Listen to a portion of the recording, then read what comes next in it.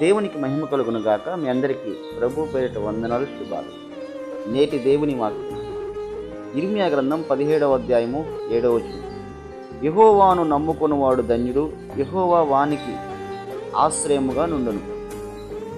దేవుడు నమ్మదగిన దేవుడు, నీతిమంతుడు, నిన్న నేడు ఏకరీతిగా ఉన్న దేవుడు.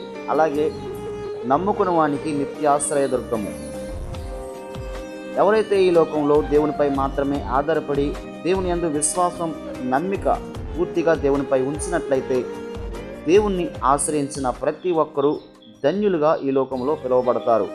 అలాగే దేవుడు కూడా వారిని గుర్తించి వారికి ఆశ్రయదుర్గంగా ఉండగలడు.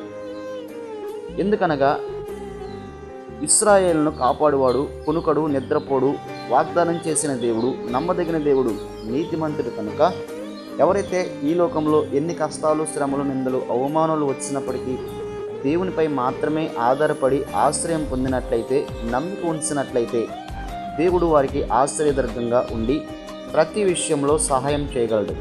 ఆమేన్.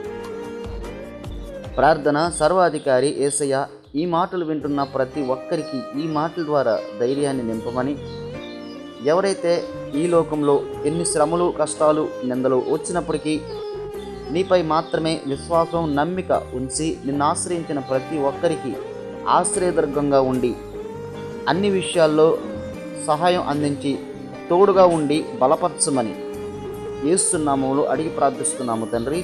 ఆమేన్. మీ అందరికీ వందనాలు. దేవుడి మాటల ద్వారా మీ అందరినీ దీవించును గాక. ఆమేన్.